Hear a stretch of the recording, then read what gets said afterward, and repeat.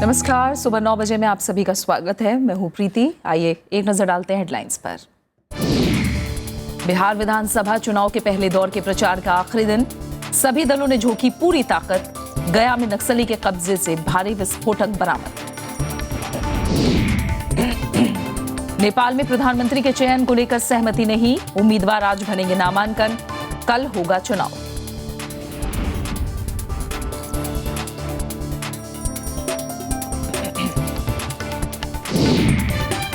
राष्ट्रपति जॉर्डन, फिलिस्तीन और इजराइल की 6 दिन की यात्रा पर रवाना। पश्चिम एशिया समेत क्षेत्रीय और अंतर्राष्ट्रीय मुद्दों पर करेंगे चर्चा।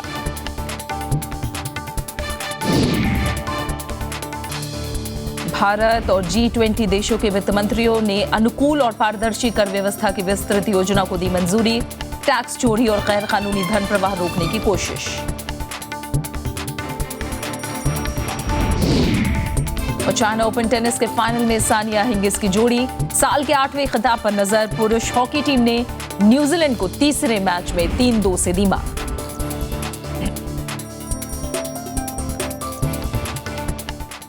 दिल्ली में स्वाइन फ्लू से मौत का पहला मामला सामने आया है।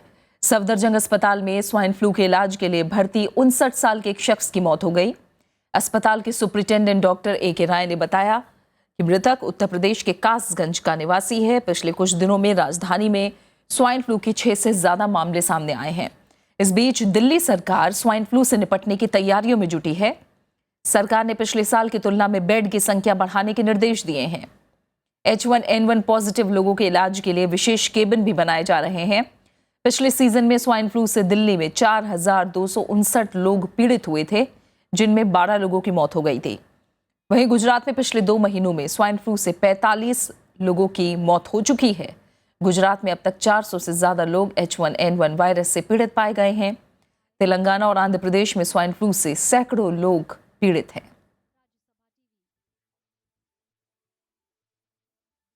दिल्ली NCR में देर रात करीब 1:40 पर भूकंप के हल्के झटके महसूस किए गए।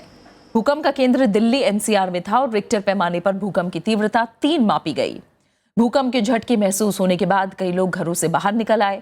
हालांकि भूकंप से किसी तरह के नुकसान की खबर नहीं है। भूकंप के झटके दिल्ली से सटे उत्तर प्रदेश और हरियाणा के इलाकों में भी महसूस किए गए।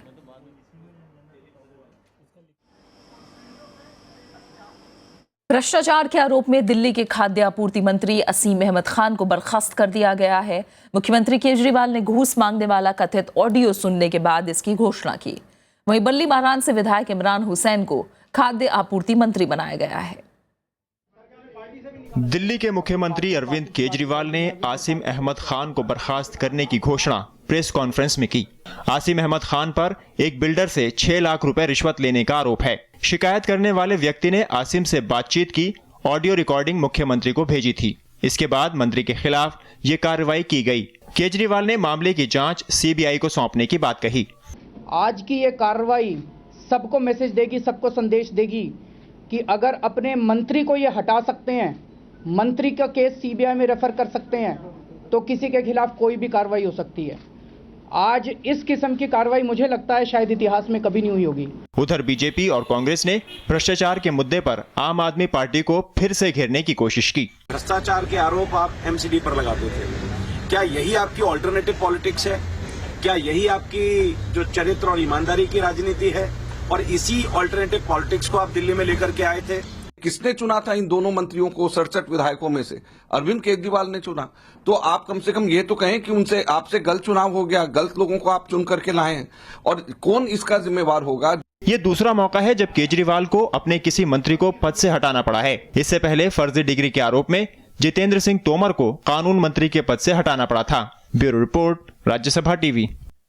हालांकि दिल्ली सरकार के बर्खास्त मंत्री और आम आदमी पार्टी विधायक असीम अहमद ने इसे साजिश बताया है। उन्होंने कहा है कि उनके खिलाफ गहरी साजिश रची गई है, जिसका वो आज खुलासा करेंगे। एक बहुत बड़ी साजिश मेरे खिलाफ की गई है और इस साजिश का खुलासा मैं बहुत जल्द, शायद हो सकता है कल शाम तक ही आप लोगों को कर दूंगा, क्योंकि अभी जो तथ्य सामने आए हैं कि कोई रिकॉर्डिंग है या कुछ है, वो मैंने अभी तक नहीं सुनी है। राष्ट्रपति प्रणब मुखर्जी आज से जॉर्डन, फिलिस्तीन और इजराइल की 6 दिन की आधिकारिक यात्रा पर हैं।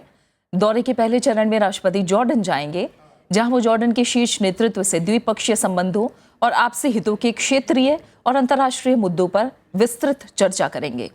प्रणब मुखर्जी दोनों देशों के बीच राजनयिक संबंध स्थापित होने के बाद से पिछले 65 साल में जॉर्डन की यात्रा करने वाले पहले भारतीय राष्ट्रपति हैं।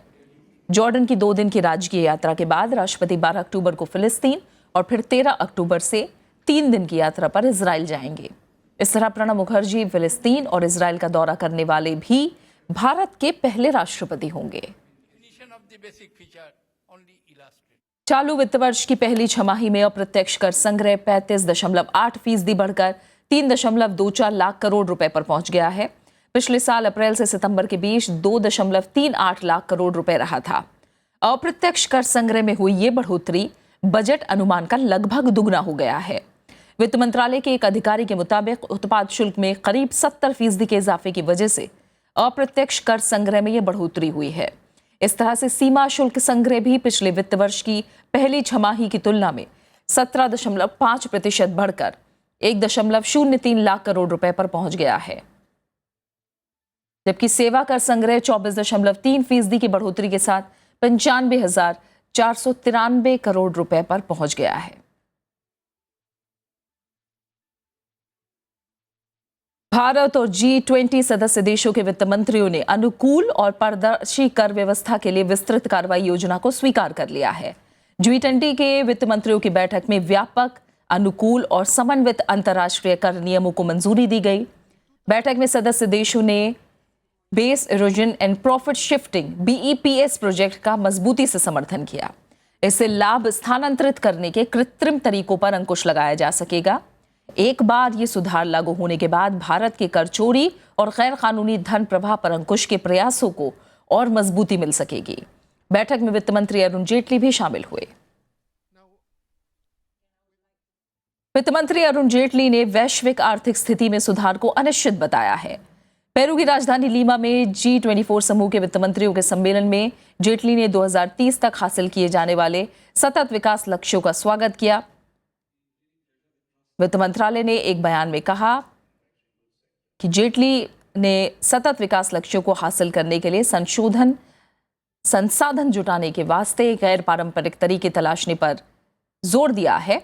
जेटली अंतर्राष्ट्रीय मुद्रा कोष और विश्व बैंक की सालाना बैठक में हिस्सा लेने के लिए पेरू में हैं। भारत ने समझौता एक्सप्रेस रोकने के पाकिस्तान के आरोपों को खारिज करते हुए कहा है कि स्थानीय धरना प्रदर्शनों के कारण ट्रेन रद्द की गई है। विदेश मंत्रालय के मुताबिक भारतीय अधिकारियों ने पहले ही अपने पाकिस्तानी समकक्ष को इस बारे में सूचित कर दिया था। भारत ने ये स्पष्टीकरण तब दिया है जब पाकिस्तान ने भारत के कार्यवाहक उप उच्चायुक्त S रघुराम को कल तलब करके समझौता एक्सप्रेस रद्द करने पर अपनी चिंता जताई। समझौता एक्सप्रेस रद्द होने की वजह से दोनों देशों के करीब 200 यात्री फंसे रह गए। और आइए अब कुछ खबरें देखते हैं बिहार विधानसभा चुनाव से जुड़ी।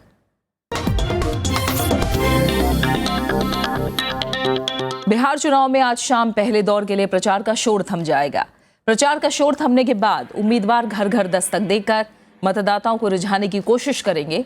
नक्सल पीड़ित जिले जहां 12 अक्टूबर को दोपहर 3 बजे तक मतदान होना है, उन जिलों में आज 3 बजे ही चुनाव प्रचार बंद हो जाएगा। वहीं ऐसे विधानसभा क्षेत्र जहां सोमवार को 4 बजे तक मतदान होगा, वहां प्रचार का शोर शाम 4 बजे तक थम जाएगा।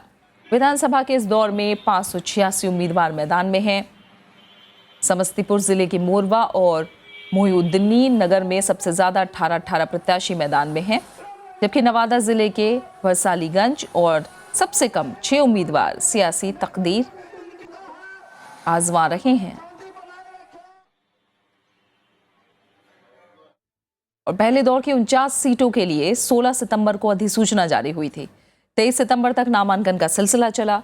24 सितंबर को नामांकन पत्रों की जांच हुई, जबकि 26 सितंबर तक नाम वापस लिए गए।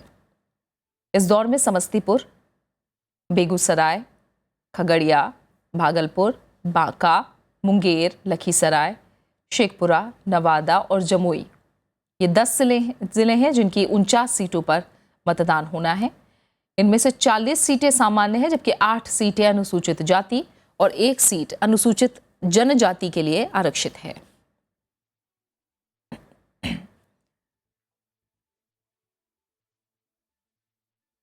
और इस बीच बिहार चुनाव से पहले राजनीतिक विरोधियों के बीच चल रही जुबानी जंग पर चुनाव आयोग ने सभी पार्टियों को निर्देश जारी किए हैं। निर्वाचन आयोग ने सभी नेताओं को अपने भाषण में संयम और शालीनता बरतने को कहा है। आयोग के ये निर्देश ऐसे वक्त में आया है जब महागठबंधन और एनडीए के नेताओं के बीच जुबानी जंग और शब्दों के गिरते स्तर का सिलसिला जोरों पर है। लालू प्रसाद यादव, अमित शाह, शरद यादव और अकबरुद्दीन ओवैसी के खिलाफ आचार संहिता तोड़ने के आरोप में एफआईआर दर्ज की जा चुकी है। बिहार विधानसभा चुनाव के तीसरे दौर के लिए कल नामांकन पत्रों की जांच का काम पूरा हो गया। इस दौर के लिए अब 12 अक्टूबर तक नाम वापस लिए जा सकेंगे। तीसरे दौर में 6 जिलों की 50 सीटों पर मतदान होना है। इनमें सारण, वैशाली, नालंदा, पटना, भोजपुर और बक्सर शामिल हैं। राजधानी पटना और आसपास के जिलों की इन सीटों पर सबकी नजरें टिकी हैं। सबसे ज्यादा पटना की 14, सारण की 10, वैशाली की 8 और नालंदा की 60 सीटों पर मतदान है, जबकि सबसे कम बक्सर की 4 सीटों पर वोटिंग होनी है। इस दौर में 8 सीटें अनुसूचित जातियों के लिए आरक्षित हैं। तीसरे दौर के लिए 28 अक्टूबर को वोटिंग है, जबकि 16 अक्टूबर को दूसरे और 12 अक्टूबर को पहले दौर के लिए मतदान होना है। गया में चुनाव में गड़बड़ी की योजना बना रहे नक्सलियों को पुलिस ने पकड़ लिया है। पुलिस को इनके पास से भारी मात्रा में विस्फोटक भी बरामद हुआ है। चुनाव में गड़बड़ी की फिराक में बैठे नक्सलियों पर पुलिस ने नकेल कस दी है। पुलिस ने खुफिया सूचना के आधार पर छापेमारी कर एक कुख्यात नक्सली नेता को गिरफ्तार किया है। इसके पास से भारी मात्रा में विस्फोटक बरामद किया गया है। सारे पैरामिलिट्री फोर्सेस जितने भी आए हैं मिला के सब फ्लैग मार्च निकाल रहे हैं, पूरे शहर में घूमेंगे और जो जितने हमारे फोर्सेज हैं बाहर से भी काफ़ी फोर्सेज आने वाले हैं इलेक्शन के लिए, पूरी तरह से तैनात हैं और अपनी अपनी ड्यूटी कर रहे हैं। चुनाव में नक्सलियों के मंसूबों को नाकाम करने के लिए पुलिस और प्रशासन हर संभव कोशिश कर रही है। पुलिस लगातार फ्लैग मार्च भी कर रही है कि हम लोग उनको नाकाम करने में सफल रहे हैं और आगे भी उम्मीद करते हैं कि अगर भगवान का साथ रहा तो हम लोग अपनी मुस्तैदी से उसको असफल करेंगे। एक तरफ जहां पुलिस नक्सलियों को रोकने की कोशिश में जुटी है, तो दूसरी तरफ नक्सली अभी भी लोगों को डरा रहे हैं। उन्होंने ये बोला कि हम जितना कह लियो उतना सुनी नहीं, तो फिर देख हम तो नहीं क्या करिए, फिर आकर पूरा धमकी उमकी देने लगा। गया में दूसरे चरण में मतदान होना है। 16 अक्टूबर को होने वाले मतदान के लिए पुलिस और प्रशासन हर तरह की तैयारी में जुटी हुई है। Bureau report, Rajya Sabha TV.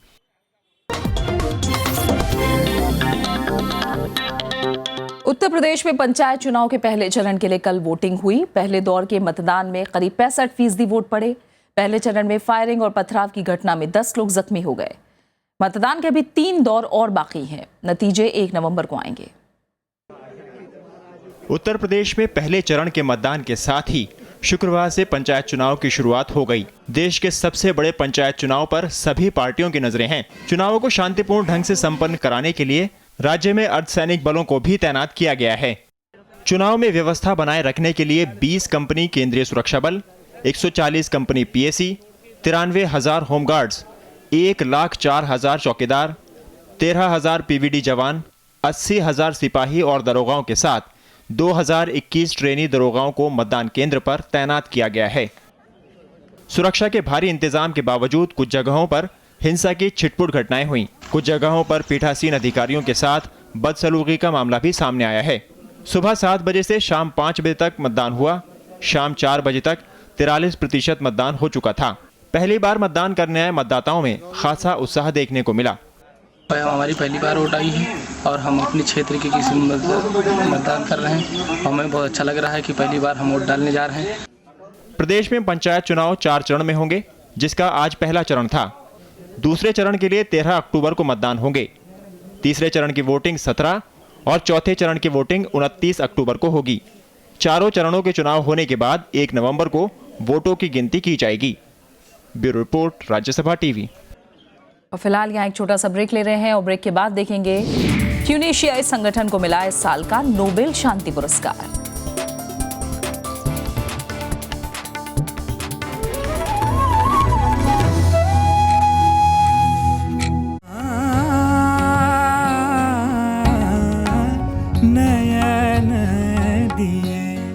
गायकी और परंपरा के अनुयायी, रूहानियत, जिनकी नस नस में है। ऐसे नैया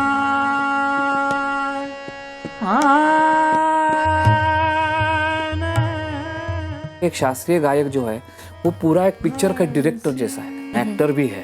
तो इतना कैनवास में जो आदमी सोच सकता है वही बहुत अच्छा क्लासिकल सिंगर बन सकता है। मिलिए शास्त्रीय संगीत के ताबिंदा सितारे पंडित संजीव अभ्यंकर से शनिवार रात 10:30 बजे और रविवार सुबह 11 बजे सिर्फ राज्यसभा टीवी पर।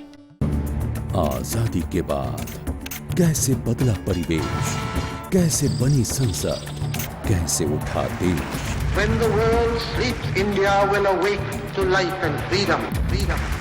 कौन थे वो लोग जो दे गए हमको शानदार विरासत, लोकतंत्र की मजबूत इमारत। राज्यसभा टेलीविजन।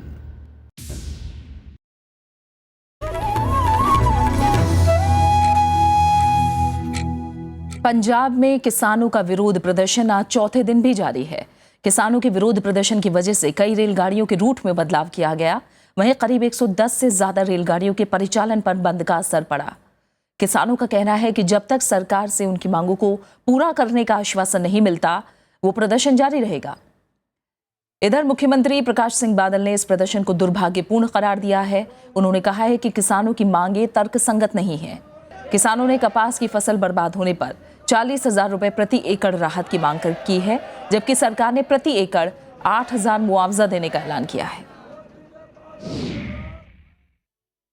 जे किसानां दा सियासत कर रहे हैं तो किसान खुदकशियां क्यों कर रहे हैं?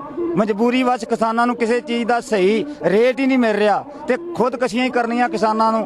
महंगे ट्रैक्टर, महंगा डीजल, महंगे खादां, कीड़े मार दवाइयां, अग दे भाव दित्तियां जा रहीआं ते पुत्तां वांगू पाली फसल जिहड़ी है मंडियां 'च रोली जा रही है। व्यापारी इहनूं मुठ भर के लै जांदा, कोई रेट नहीं लाउंदा।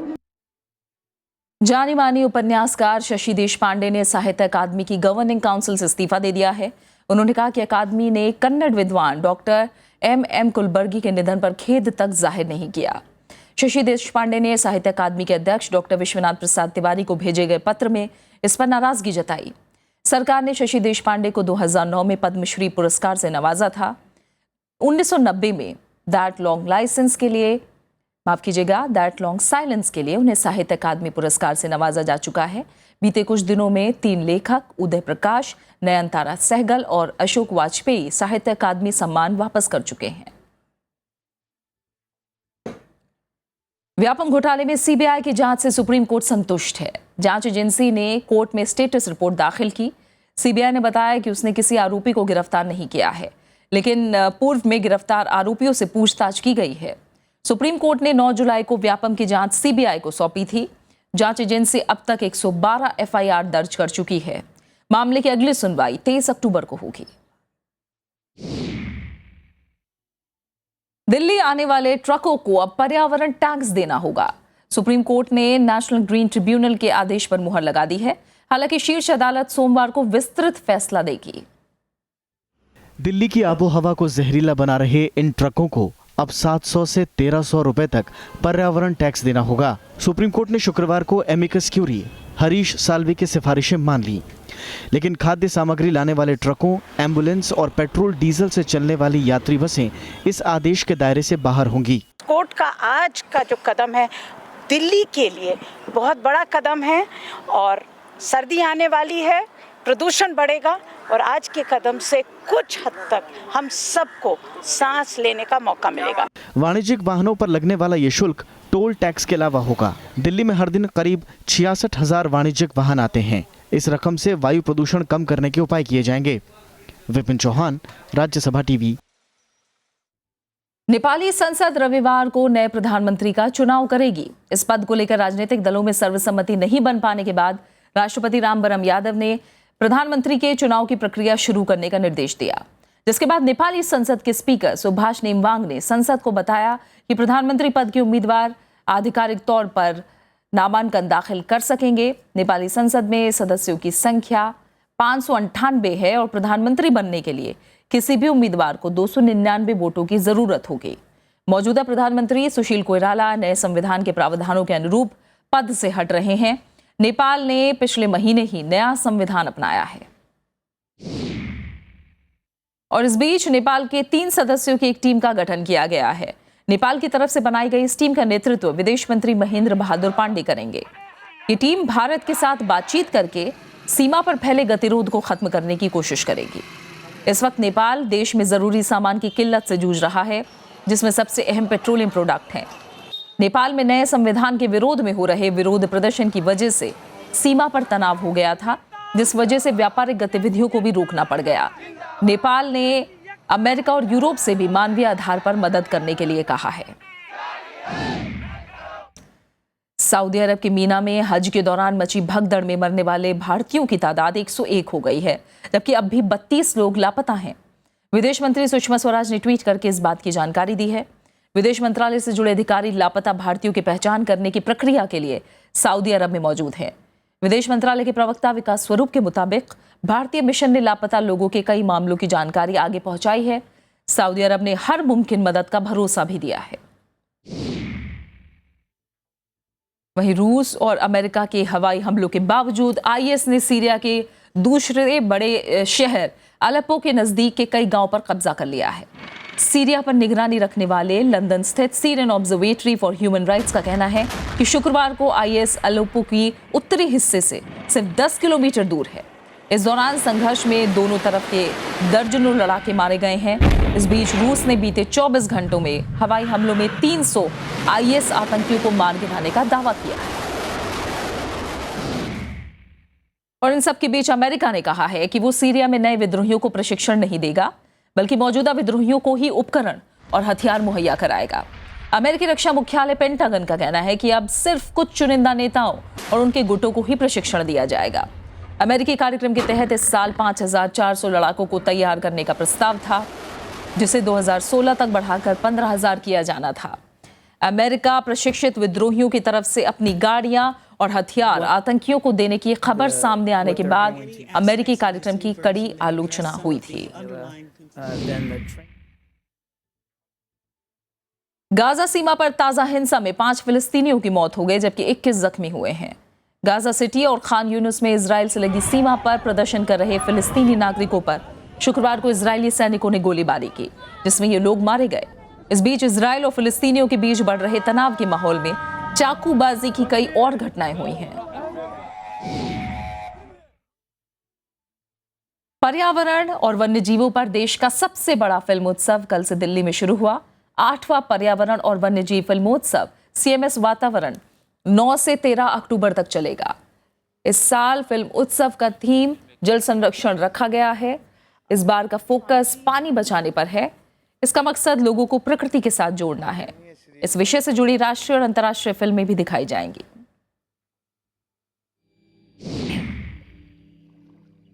सबसे पहले पानी में जब जीव का जन्म हुआ तो एक सेल का अमीबा बना, और फिर उसके बाद बहुत सारे जंतु बनते चले गए, आखिर में आदमी बना है। तो पानी का आखिरी अधिकार आदमी का है, सबसे पहला अधिकार नहीं है। मुझे बहुत गर्व है इस बात का कि हम लोग फेस्टिवल इतने कठिन परिस्थितियों में भी मेंटेन कर पा रहे हैं, क्योंकि आप जानते हैं कि ऐसी चीज़ें नॉन गवर्नमेंटल ऑर्गेनाइजेशंस को करना कितना मुश्किल है। फिर भी हम विदाउट एनी सपोर्ट अपने आप ही हम ये काम कर रहे हैं, 14 साल से कर आ रहे हैं। नोबेल शांति पुरस्कार का ऐलान कर दिया गया है। इस साल का नोबेल शांति पुरस्कार के लिए ट्यूनीशियाई संगठन नेशनल डायलॉग क्वार्टेट को चुना गया है। 2011 की जैस्मीन क्रांति के मद्देनजर ट्यूनीशिया में बहुलवादी लोकतंत्र के निर्माण में निर्णायक भूमिका निभाने के लिए संगठन को चुना गया है। जैस्मीन क्रांति के बाद वहां हुई राजनीतिक हत्याओं और बड़े पैमाने पर फैली अस्थिरता के बीच इस क्वार्टेट का गठन 2013 में किया गया था। खबरें खेल की दुनिया से। सानिया मिर्जा और मार्टिना हिंगिस की जोड़ी चाइना ओपन टेनिस के फाइनल में पहुंच गई है। उन्होंने चीन की जोड़ी चेन लियांग और यफान वैंग को सेमीफाइनल में सीधे सेटों में 6-2, 6-3 से हराया। खिताबी भिड़ंत के लिए उनका मुकाबला दूसरा सेमीफाइनल के विजेता से होगा। दूसरा सेमीफाइनल ऑस्ट्रेलिया कजाकिस्तान की जोड़ी और चीनी ताइपे की जोड़ी के बीच होना है। सानिया हिंगिस की जोड़ी इस साल अब तक 7 डबल्स खिताब जीत चुकी है। इनमें 2 ग्रैंड स्लैम, विंबलडन और अमेरिकी ओपन के अलावा Indian Wells, Miami, Charleston, Guangzhou और वुहान में WTA खिताब शामिल हैं।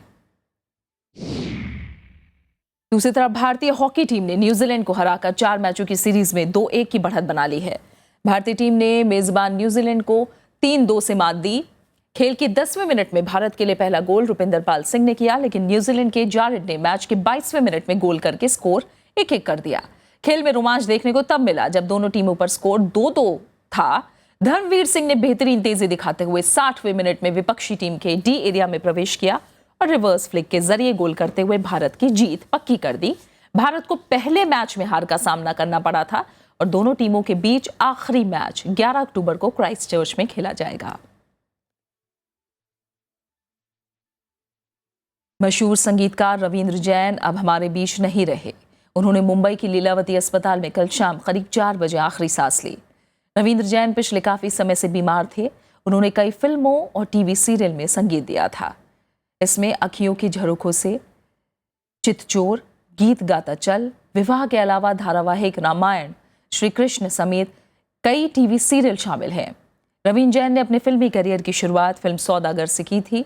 1985 में रविंद्र जैन को फिल्म राम तेरी गंगा मैली के लिए बेस्ट म्यूजिक डायरेक्टर का फिल्म फेयर अवार्ड भी मिला था।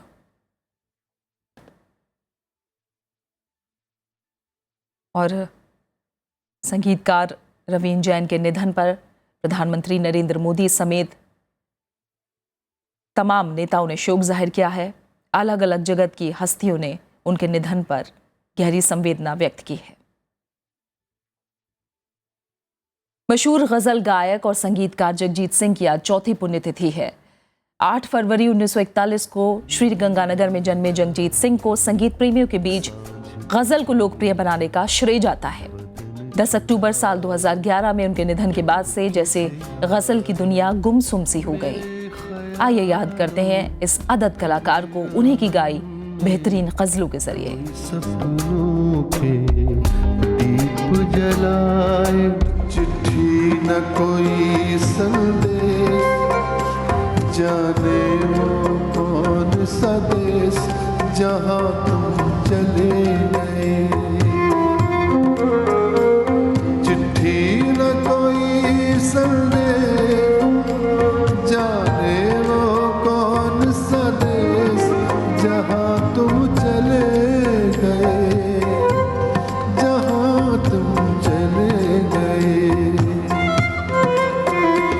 इस दिल पे लगा के ठेस, जाने वो कौन सा देश जहाँ तुम चले गए।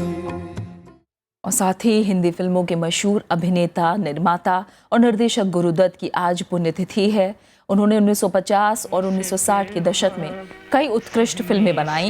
इनमें प्यासा, कागज के फूल, साहिब बीवी और गुलाम और चौधरी का चांद जैसी मशहूर फिल्में भी हैं। ये बिकती हुई खोखली रंग रलियां, जिन्हें नाज है हिंद पर, वो कहाँ है, कहाँ है, कहाँ है।